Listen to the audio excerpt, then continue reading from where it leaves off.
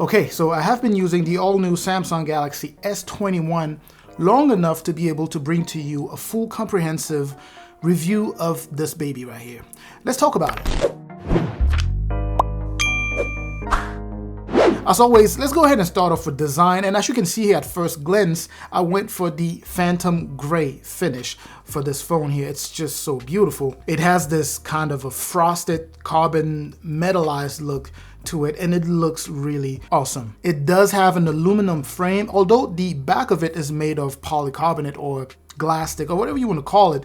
But the bottom line is that it really feels premium. It doesn't really feel like, you know, your typical plastic. Now, as far as this camera module goes, I actually was not a fan of it, which by the way seems to be made out of metal. But I wasn't a fan of it when it was first announced. Now I've grown to really like it, and if you are familiar with the Galaxy S21 Ultra, then you would notice that this one is kind of the same thing, except it is much more conservative in terms of looks and size, and it does sit pretty neat on this phone here. On the front here, you are looking at a 6.2-inch completely flat display. So people who prefer flat displays would actually just fall in love with this guy here. It's very flat. Overall, it's a pretty sleek looking device. It's compact, it's pretty sturdy, it's very well built. You know, when you hold it in your hands, you know, you can tell it's a very well built device. Now let's go ahead and talk specs and also performance. But before we do so, I want to take this second here to welcome all of you who just came to the channel for the first time here. Now, if you do like the content so far,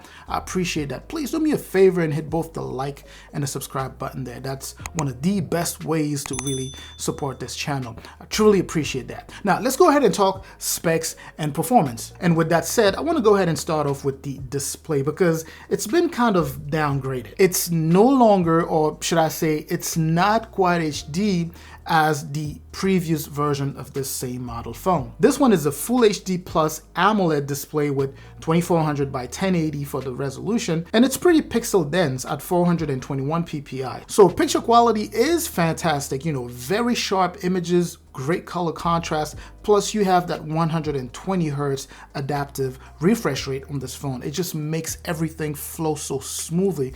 You may already be familiar with the high, you know, how high refresh rate works.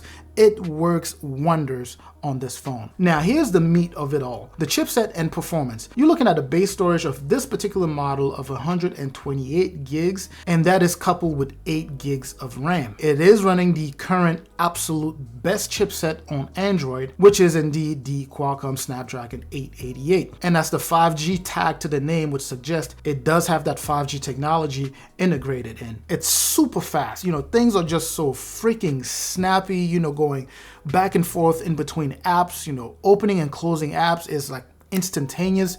It's really improved. As far as performance goes, it has been improved by a lot. A very powerful chipset loaded into this phone, and gaming performance is also excellent, and you will certainly enjoy playing games or gaming on here. It's also loaded with Android 11, and you have the latest version of One UI sitting on top of that, and that is One UI 3.1. That's the version 3.1, and I really do like the additions that come tagged with this user interface, along with the fact that you can truly customize quite a few things on here. Now, as far as battery goes, it has a 4,000 milliamp hour battery in here. It is fast charge capable, and it does offer very good battery life. I've been impressed. You know, I'm looking at roughly 7 hours of on-screen time, so finishing the day with a good 20% of battery life left. Now, that is going to be different. You know, it's going to differ with your type of usage, right? So I always say it's subjective, which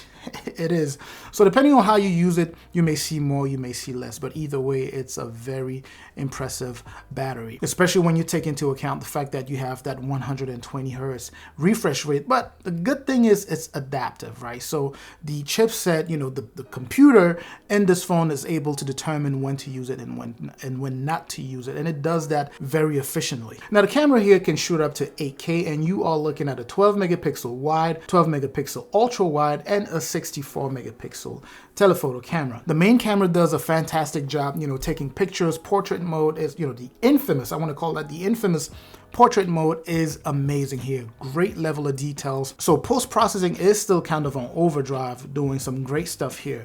Recording video with this camera is also very good. I actually made kind of a vlog style video with it, and it performed pretty well. Selfies are very impressive, to say the least. Great amount of details also, and I've really done a good amount of testing for both the front and the rear camera here. Now, two of the features that I really like about this camera is the fact that you can be, shooting a video using that selfie camera, and then while shooting the video, transition into using the main camera and then back to the, front-facing camera without any stutter, right? It's so cool. You'd be filming and then you may be showing something, you just switch over to the main camera and then switch back to the front-facing camera. You also have that mode where you can shoot both, the front, using the front camera, so kind of a selfie, and also the main camera at the same time. So show two things in two different settings. Those are really, really cool modes. And this is still with the addition of that same Pro mode that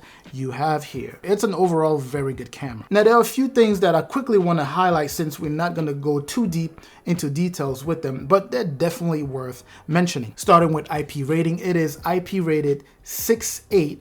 And by that, obviously, I mean that it's water resistant. The ultrasonic in-display fingerprint sensor is blazing fast, man. I love it. And you also do have face unlock on here, which again is faster than what I've seen in the past from Samsung. It is, as I mentioned earlier, 5G capable. So if you were looking to buy this thing so that you can hold on to it even when, 5G becomes a lot more popular, you still be good because, you have, granted, most new phones come out with that 5G support, but just worth mentioning. You also have access to, the infamous Samsung DeX. Not a lot of people use it. For those who use it, it is really a crucial feature to have. So you can pretty much connect this phone to a monitor and you'll be able to use that as kind of like a little computer setup. You also do have wireless and reverse wireless charging here. Now, I don't personally use it that much, but it's there if you need that. Now, some not so great things about this, starting with of course, the downgrade from Quad HD for that display to,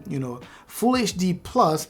It's still a nice display. It looks really good, but it's downgraded, right? And as if that wasn't enough, I really do not like the fact that Samsung got rid of the option to expand that internal storage, right? So you used to have that option where you could use, an SD card to expand that storage, but now if you buy an S21 base model, you get 128 gigs.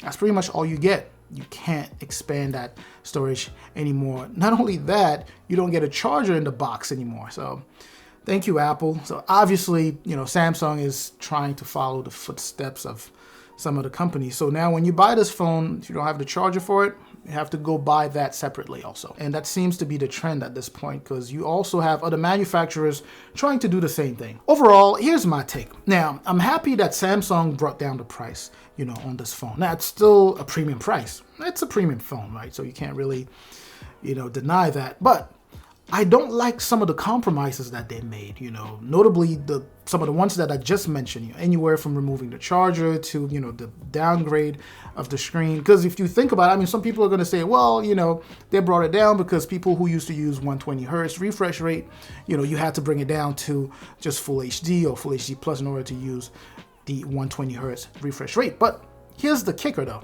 On the S21 Ultra, you can use that 120 hertz refresh rate in Quad HD. So yeah, something to think about, right? And it doesn't change the fact that this is still a beast of a phone. It's a good phone. It's actually a very, very, it's a very good phone, right? Now, if you already own like a FE or a Samsung S20, I don't know that I would necessarily recommend for you to pick this up, because those would definitely get some, the software upgrades that this one comes preloaded with. But, it's all up to you. Anyways, my take is that if you are coming from a couple of generations ago, as far as phones go, so if you have a phone that's a little bit older, then this is a nice pickup. But if you have something from last year, not necessarily, but that's just my take. Anyways, I hope this was informative. Hope you enjoyed this video, and please, of course, don't forget to like, comment, subscribe. As always, I'm going to catch you in the comments section like I always do. Did I say always twice? And I'm also going to catch you in the next video, and stay safe out there.